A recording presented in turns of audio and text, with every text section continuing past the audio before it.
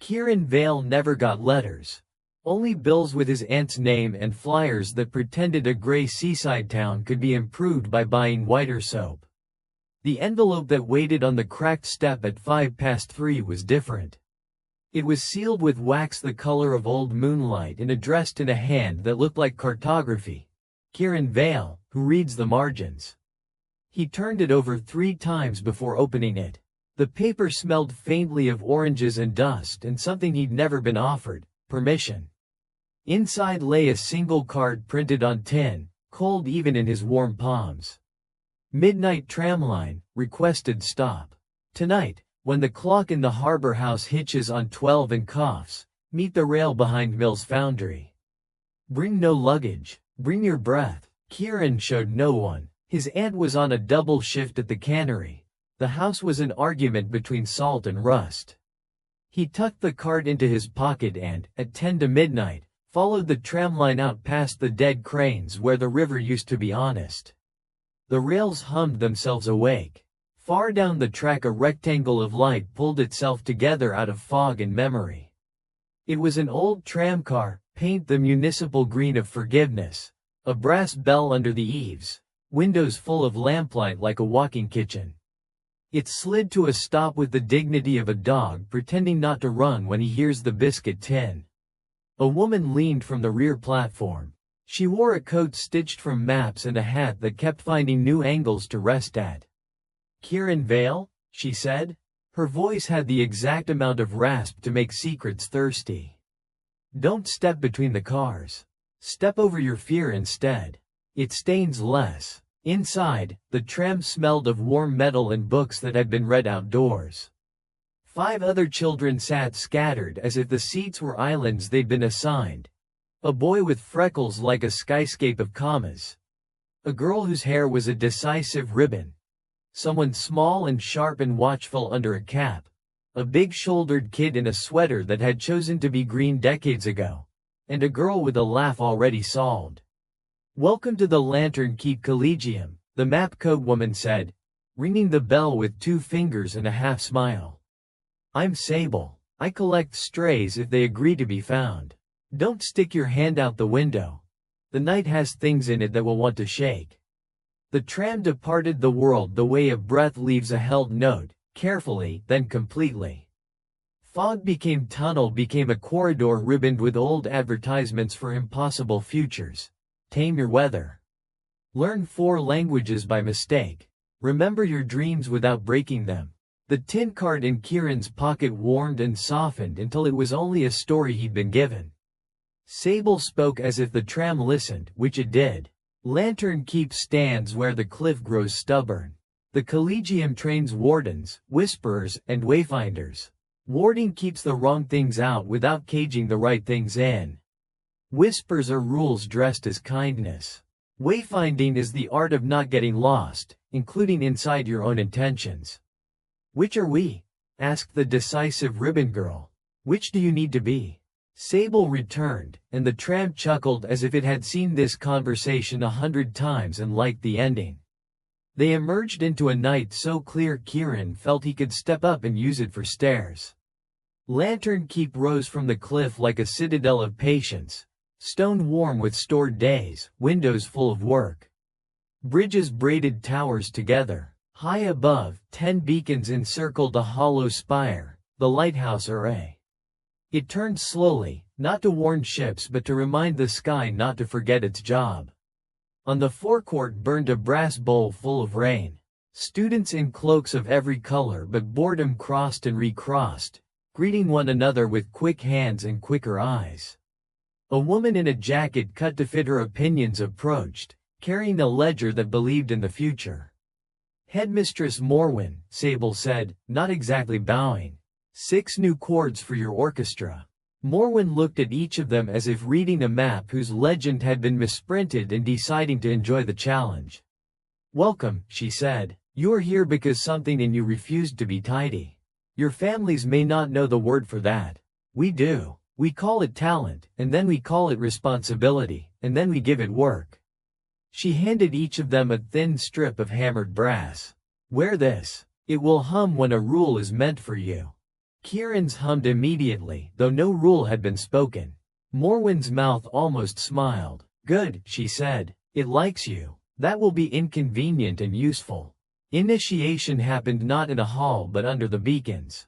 An elderly scholar in a scarf knitted from the mistakes that had taught him the most led them to stand within a stone circle set with tiny bowls. Above, the array tilted, 10 lights like measured attention. We don't sort you, he said. We cast you. Constellations like to be helpful when you admit you're lost. He lifted a hand. The beacons blinked in an old rhythm. 7. Pause. 3. A long, patient sweep. The stone bowls filled with shallow water. Stars swam on their surfaces like ideas looking for minds. Look, said the scarfed man, and they did. A pattern in the water found Kieran and threaded itself along the bowls. A crooked ladder. A compass rose missing one point. A cluster of traveling lights that refused to stay in their box. Wayfarer. A rare casting. Sable exhaled softly, then hid her satisfaction. It doesn't mean you wander, the old man said, amusement kind and exact. It means you return. That's harder. Kieran was given a room with a window that took the sea seriously and a trunk that had been repaired by hands that respected hinges. Someone had left a note on the pillow. You can have my extra blanket if you remember I'm not doing you a favor. Miri glass, lumen. He smiled and did not take the blanket yet. At breakfast the next morning the hall smelled like toast and ink. Syllabi arrived folded like origami cranes. Kieran's brass strip hummed for glyphcraft, weather listening, foundations of wards, and, oddly, narrative ethics. He slid onto a bench beside a boy with tired eyes and a sweater that had selected him without consultation. I'm Tomas, the boy said. I can hear the difference between silence and quiet. The first is a lie, the second is a choice. Miri, said the blanket lender, dropping onto Kieran's other side. My casting is lumen. We deal in light that behaves. You? Wayfarer, Kieran admitted. Miri's eyebrows traveled north. Fancy. Try not to fall off anything poetic. Or literal, Tomas added. The cliffs are honest but not indulgent. Before lunch, Kieran had learned to pull a line of light from the air and braid it around a cup so hot chocolate stayed hot for the right amount of time. Before supper, he learned the campus had corridors that didn't lead where you thought and doors that refused to be doors until you apologized. After lights out, he learned the lighthouse array didn't always turn at the same speed. That night, it paused on the western arc for 3 beats longer than it had at dinner. His brass strip hummed so loudly it tickled bone. He slipped out, shoes in hand, and followed the humming to the cloister under Beacon 7. The tower stones here smelled faintly of oranges and old rain. In a niche where a statue should have lectured, sat a machine unlike any he'd seen. Cylinders of smoked glass, ribs of copper, a heart of dark stone shot through with veins of pale metal. He didn't have a name for it, but it had one for him. His brass strip hummed and then went still, as if deciding to listen in order to learn the next instruction. Curious, said a voice as patient as tide. A tall boy leaned in the archway as if leaning were part of his posture. His hair was the kind that embarrassed combs. His casting strip shone anchor.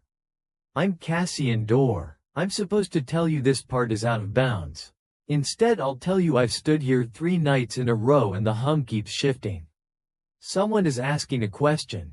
What's this called? Kieran whispered. Cassian's mouth tilted. The whisper engine. It keeps the array honest. Or the other way around. Depends on who you ask. Don't touch it unless it asks first. It didn't ask. It breathed. Once, and the tiniest seam of light opened along one cylinder, a hairline hinge. Kieran did not touch. He listened. For the first time since the tram had unhooked the world from the usual, he felt the shape of the trouble and the shape of his wanting to be useful fit in the same hand. He went to bed with the hum in his bones and an old rhythm in his ears. 7. Pause. 3. Sweep.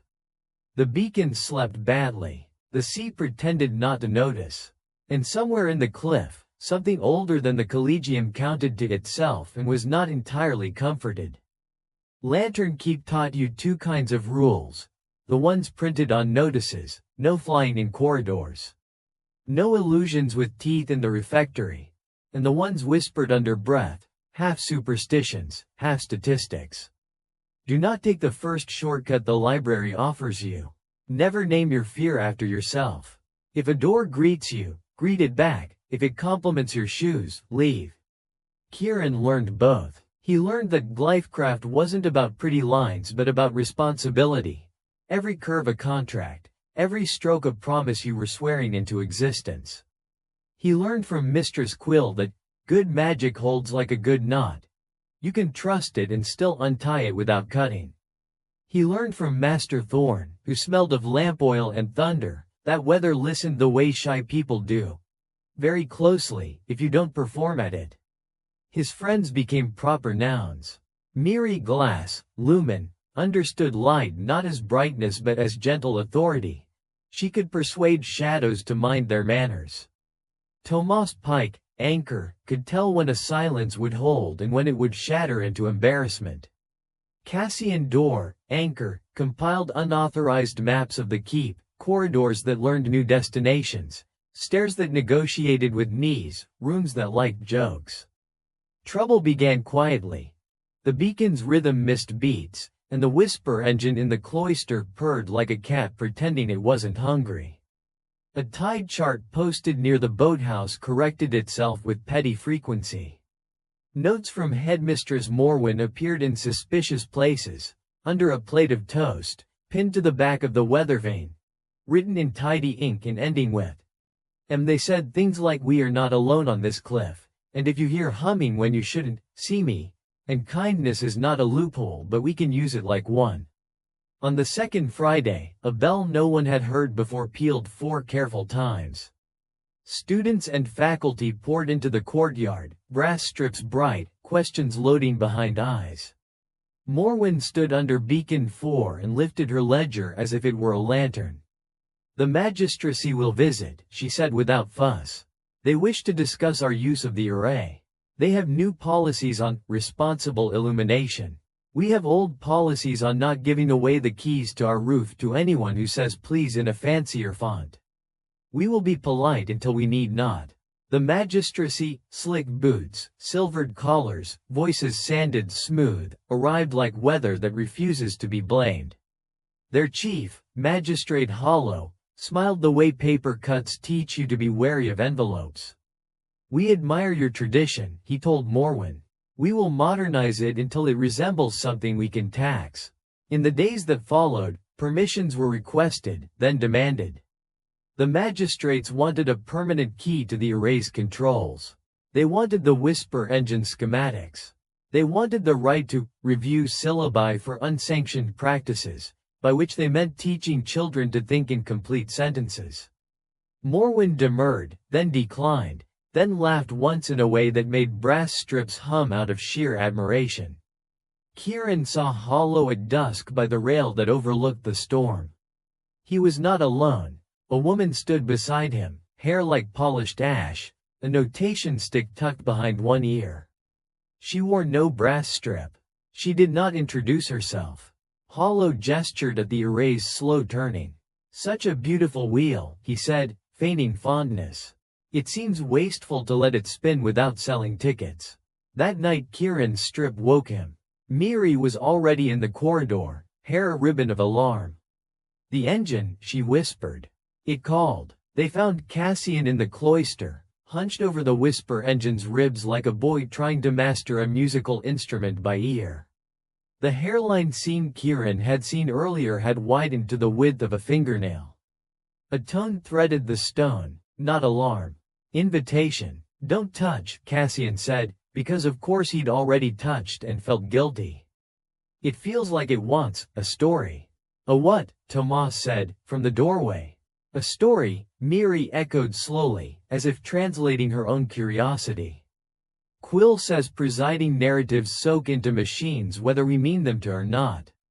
The engine has been fed a century of lighthouse tales, steering ships, saving fools, measuring fog. Maybe it needs a new one. Or maybe it needs the old one pointed at the right danger, Kieran said. He put his hand close without touching. The engine breathed once. The tone slid a key higher. Miri set her palm near his, not touching him either. Together their strips hummed like two different words agreeing they meant the same thing. Tomas, solemn, placed the tip of one finger against the copper rib, anchor, not thrust. Cassian leaned his shoulder into the stone and shut his eyes, mapping the room without moving. Kieran spoke. Once there was a wheel that didn't own the road, he said softly. It turned because it loved to, and because turning helped. The road was full of people who thought the wheel was there to take them somewhere without them needing to walk. But the wheel wasn't a carriage or a cage. It was a rhythm, and rhythms only work if you breathe with them. The engine exhaled. The scene closed a fraction.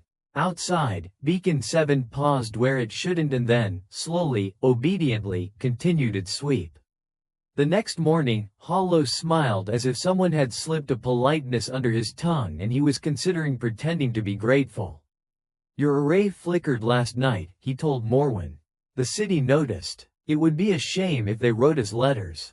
The city is welcome to visit and write their letters in chalk on our walls where Rain can revise them, Morwen said, pencil staccato over her ledger. You may not touch the engine. Hollow's smile learned teeth. May is such an interesting word. It always smells like someone else's decision. He left. In his wake the keep felt thinner by a sheet of paper and thicker by a layer of attention. Notices appeared overnight in the dormitory stairwells. Trial of lights, midterm ordeal. Wayfinders, lumens, anchors, wards. Present yourselves tomorrow at dusk at the inkstack. Bring one instrument, one sentence you trust, and a bread roll you are willing to share. It's a test, Miri said, delighted and wary. Quill runs it. You know she loves us and also wants to know if we can be trusted with flame. It's a shield, Tomas said. If the Magistracy complains about our drift, we can point at an ordeal and say we only drift on purpose. Cassian didn't say anything. He unfolded a map of the keep stitched from dozens of unauthorized expeditions and traced a new corridor that had not existed that morning. A lazy Z from the Whisper engine to the inkstack, the tower library whose books leaned on each other like conspirators. Kieran, he said finally, his fingertip resting where the corridor kissed the tower's foundation. New door. Kieran Vale, who read margins, felt trouble underline itself. The inkstack's doors were older than Lantern Keep and newer than dust. They breathed when you opened them. The hinges cared about diction. Mistress Quill stood under a chandelier that had learned its manners from beehives and lifted both hands. We test not your courage, she said, voice brisk with affection, but your alignment. Courage is cheap when you're 12 and not tired yet. Alignment costs, you pay it with attention. The Trial of Lights had 3 parts. First, the labyrinth of pages where stacks rearranged themselves as you walked and shelves whispered suggestions. You had to retrieve an ember key, one of 10 glass-veined stones that carried a portion of the array's rhythm. Second, the bridge of asterisms where you walked a narrow platform that lit only under the truth of your step. Third, the vigil where teams paired up in the whisper gallery and kept the engine humming with tone and story while the array cycled through patterns no one had taught them yet. Lose your way, Quill said, and the shelves will show you who you are when you're hungry. Do not fall in love with the answer. It won't hold. Kieran's team, Miri, Tomas, Cassian, Kieran, and a first-year anchor named Atta whose talent lay in being exactly where you needed her to be when you tripped, stepped into the labyrinth. The floor smelled like warm dust and pencil shavings. Books wobbled as if they thought they recognized him, then decided to behave. Kieran's brass strip hummed. The shelves moved. They walked. The maze wasn't trying to trick them. It was trying to get them to admit what they were carrying. Say it, Miri muttered. I'm afraid of being too late, Kieran said. I always arrive when the last bus is leaving. I'm afraid of being boring, Cassian said, defiant and honest. I'm afraid if I stop listening the quiet will go back to lying, Tomas said. I'm afraid of dropping the thing I came to hold, Atta said, and somehow the maze forgave all of them equally. They found a table set like an altar. A tray of 10 small stones like sleeping embers. Each pulsed with a separate beat. None of them matched the array. They're wrong, Miri said. They're unsupervised, Tomas corrected. Make them a choir. Kieran touched the glass vein in the nearest stone. It warmed reluctantly. Miri hummed a steady third. Tomas added a low fifth. Ada tapped a patient beat with 2 fingers on the table's edge. Cassian whistled, off-key at first, then, embarrassed, true. The little stones listened and, one by one, fell into the old count. 7, pause, 3, sweep.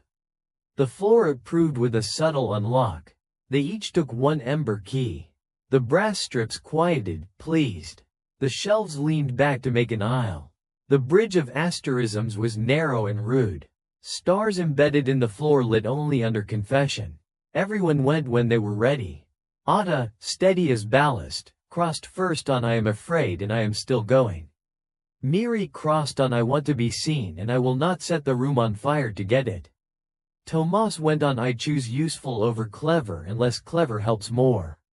Cassian stepped out on I won't pretend to be smaller so you like me and the stars took to him like a dog to the right whistle. Kieran stepped onto I do not own the light. I borrow it and return it in better condition. The bridge brightened like a relieved promise. Then came the vigil. The whisper gallery was a long, low chamber under beacon 7. The engine sat in the center like a patient animal that liked a particular kind of attention. Quill set teams at intervals around the circle. Tell it true things, she instructed. Tones first, then tails. Do not feed it fear. It has plenty. They kept the hum. The array cycled through new geometries. A heartbeat. A curled leaf. A spiral that returned to its beginning only after you apologized for not listening the first time. The magistrates watched from the periphery behind a rope they had not put there but respected because rope is a social contract everyone understands. It would have been fine if not for the new corridor. Once you notice a shortcut, it learns your name. Near the midpoint of the vigil, Kieran saw, with that particular side-eye magic has for boys who read margins, a seam open where Cassian had traced it. A lazy Z from the engine's chamber into the inkstack's foundation. The air through it smelled like paper recently told a lie. Don't, Tomas breathed. Kieran didn't. Miri didn't. Cassian did. He meant well. He meant I can help by being where the problem is. He slipped through the seam and vanished under the library. A beat later the tone faltered. The array paused. Books in the inkstack leaned in to hear better. Magistrate Hollow's smile returned. Kieran made a choice. Wayfarer's return. He handed Ada his ember key. Hold the beat, he said. If I'm not back in 3 sweeps, tell Quill I owe her a better story. Then he stepped sideways into the seam as if he had been born for doors. Under the inkstack the world was all ribs and archives. Old warding threaded through newer foundation. Bones of the first lighthouse married to stacked paper, grammar holding up stone. Cassian crouched by a cracked conduit where thin light leaked like a bad secret. Beside him knelt the ash-haired woman from the rail, notation stick tucked behind her ear still. Up close she looked like a teacher who had chosen ambition over affection and had not yet decided if the trade was worth it. Vice Provost Glasson, Cassian said without looking up. His voice was controlled in the way that means someone is folding themselves very carefully so they don't break on the creases.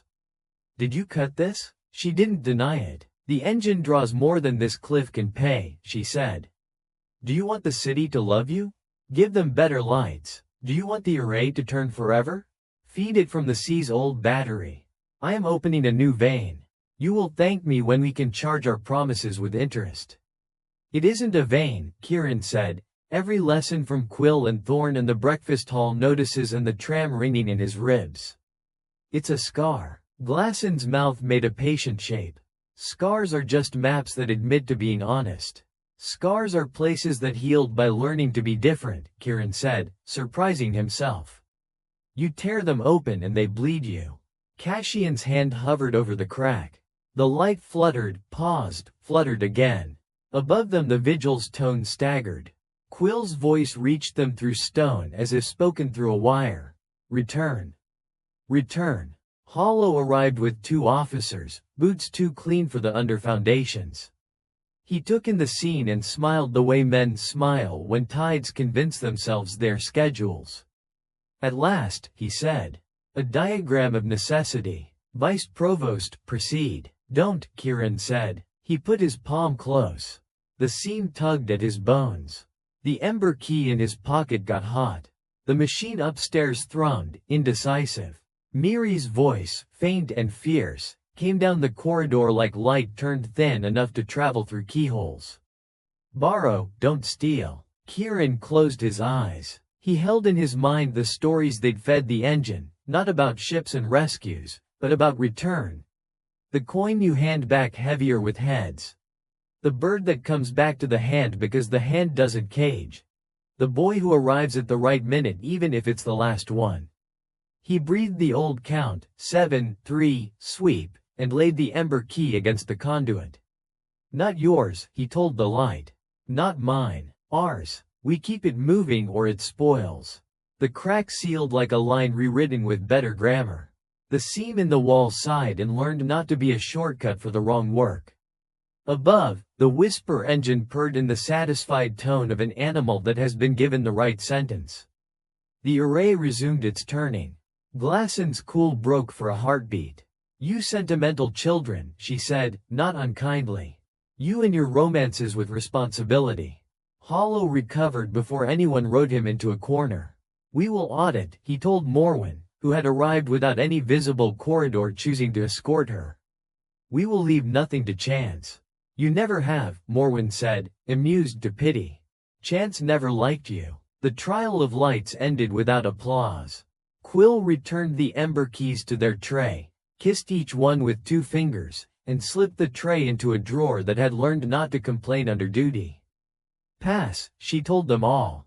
Not because you were clever. Because you refused to make the wrong thing easy. That night Kieran sat under Beacon 7 with Cassian and tried not to be angry at him for being a boy who rushed at problems with both hands open. Cassian tried not to be angry at himself. Miri handed them both slices of bread and a jar of marmalade and told them that citrus made contrition easier to swallow. Tomas, who knew the difference between silence and quiet, kept them company without filling the air with advice. The brass strips hummed. Out at sea, waves practiced not drowning. The array turned. The whisper engine slept with one ear open. You can ignore an ache for a while and call it weather. Then one morning it introduces itself as a name you have to learn to pronounce. The array's pause lengthened by 3 beats, then 5, then stopped in a way no instrument should, not broken, held. The Magistracy called it malfunction. Morwen called it sulk. Quill called it an opportunity to demonstrate why we don't let people who love forms operate weather. The brass strips hummed like bees with notes. Lantern Keep emptied into the yard and then into the cliff paths as if the whole school were a single, determined friend. The array will burn if it holds its breath too long, Thorne said, squinting into the stopped light. So will we. The whisper engine refuses to be bribed, Quill added. We need a narrative intervention. Story, Morwen translated for the magistrates. Not propaganda. The kind that asks a machine to be a person in the way that matters. You count on it, and it counts you back. They made 2 teams. Morwen went to the lighthouse array with Hollow and his officers in tow. Not because she needed them, because they needed to learn how to feel useful without breaking anything. Quill led Kieran and Miri and Tomas and Cassian and Atta and a dozen older students into the Whisper Gallery. Sable collected the rest with a look that said, throw me problems I can fix with mischief. In the gallery, the engine waited. Kieran put his hand near, not on. Miri hummed a third. Tomas set the pitch. Atta found the beat. Cassian rolled the tension out of his shoulders and refused to be smaller than his fear. The engine didn't answer. Its tone had become a line stretched too tight for music. Kieran tried a story. Once there was a tower that turned because its city had taught it patience. The city grew impatient. The tower forgave them and kept turning. The people remembered why they liked not dying in fog and brought the tower marmalade on Wednesdays. "You're stalling," Cassian muttered, affectionate. "I'm rehearsing," Kieran muttered back. He closed his eyes. He went sideways, not through a seam, through the ordinary corridor in his head that existed between two thoughts, where magic liked to leave its jacket. He imagined the array as a boy who'd been asked to hold the door again while everyone else ran for the bus. He imagined offering to hold it with him. 7, he breathed. 3, sweep. We're late. We came anyway. The engine thrummed once like a cat consenting to pretend it hadn't missed you. It answered, soft, doubtful. The array didn't move. Above, on the array platform, Morwen faced hollow and a half-dozen dials that had been designed by engineers with a sense of humor. She set her hands on the rail and spoke as if the metal would file her words as instructions. "I am not asking you to run," she told the tower. "I am asking you to resume." Hollow leaned on his authority. "We must reset. Shut it off. Start clean." Morwen laughed, not kindly, not cruelly, accurately. "If you shut a heart, it doesn't start clean. It starts less." She looked down into the yard. Quill looked up from the gallery. Their eyes met. The school became a loop. "Row the beat," Quill called. "Count the turn," Morwen replied. "Return," Kieran whispered to the engine. "Return." The hum threaded higher, then lower. The array shifted a hair. Hollow pounced. "There," he said. "My order worked." "It wasn't your order," Morwen said without heat. "You cannot order a machine that is currently pretending to be a river. You must offer it banks." Under the inkstack, a tremor shrugged the wrong way. The conduit Cassian and Kieran had sealed cracked, not because the work had been poor, because the sea had rehearsed being old a very long time and preferred revision to obedience. Light leaked. The new corridor woke like a bad habit. Glasson was there, of course, hair neat, expression tidy with the confidence of someone who has sheets for policies and policies for sleep. "We can't hold tradition against tide," she told Cassian. "Let me open the scar. We'll run the array on the sea's hum. We'll never pause again." "Never pausing isn't a virtue," Cassian said. "It's a failure of listening." She hesitated, which is how you know a mind is almost free. Then Hollow's voice, thin now, stretched, echoed down the stairwell. "Reset." She flinched toward obedience. Cassian put his body in front of the crack. He wasn't strong enough to hold the sea, he was stubborn enough to teach it respect. Kieran. Wayfarer's return. Kieran left the engine to Miri and Tomas and Atta and ran the corridor that had in the last 2 weeks learned the names of his shoes. The scene gaped. He smelled salt and policy. He saw Glasson's hand lift with the caution of a surgeon and the hope of a thief. "You can help without breaking," he said, breathless. "You can be the person who teaches the array to redistribute, not to gorge." "Into what?" Glasson demanded, and for once the question wasn't rhetorical, it was hunger looking for a plate. "Into whom?" Kieran held up his ember key and then, carefully, set it on the floor and stepped back. "Into everyone. Into the bells, the wards, the lights we carry. We feed it by borrowing, not by ripping. You said it yourself, scars are maps. Use the map. Don't reopen the wound." Glasson blinked. In some other life, in some other school, someone had told her the fastest route is the cleverest, and she had never forgiven them for simplifying her. She lowered her hand. "You speak like a teacher," she said. "I dislike that you are correct." Together they set the ember key into the line Kieran had sealed, an inline story, a resistor made of agreement. Light threaded through gently, like a practiced kindness. In the gallery, the engine sighed in that relieved way animals do when you finally understand the game they've been trying to teach you.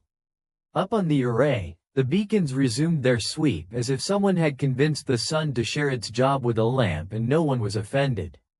Hollow stared at the turning lights with that expression all administrations wear when the miracle has occurred without their signature. "You are irresponsible," he told Morwen. "You rely on sentiment and children. I rely on return," Morwen said. "And on the fact that children become adults when adults stop making them lie to keep institutions comfortable." She looked over the rail at the yard where Quill and Sable and Thorn and 50 students stood in a circle around the whisper engine, hands open, voices joined. "We'll keep our key." Hollow could not arrest a tower for insubordination.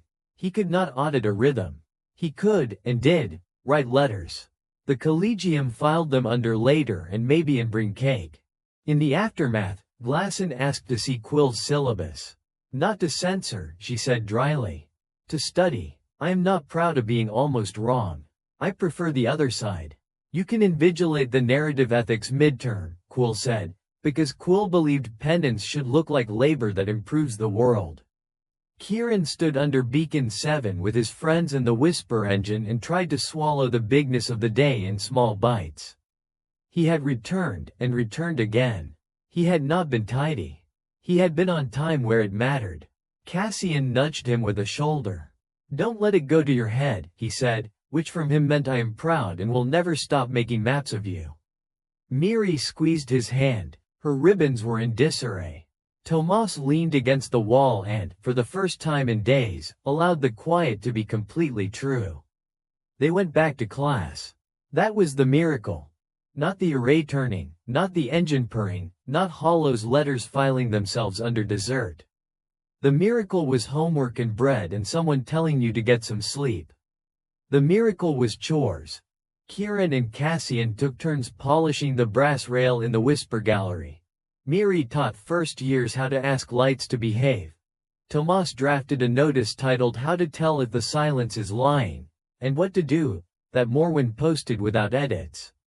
On the last evening of term, Sable rang the bell on the tram that had first brought them, and the car rolled up to the forecourt as if the rails had missed a conversation they hadn't been invited to. Kieran wrote his aunt a letter on paper that kept ink from wandering. "I'm learning to borrow light and return it better," he wrote.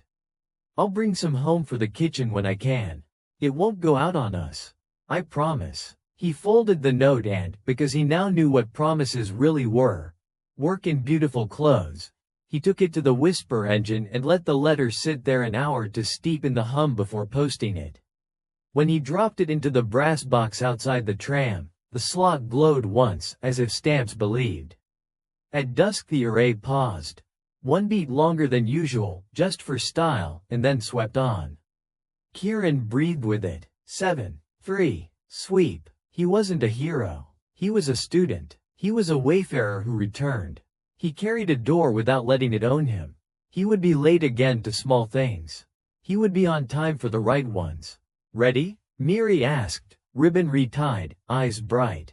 "Always late," Kieran said, grinning, "and right on time."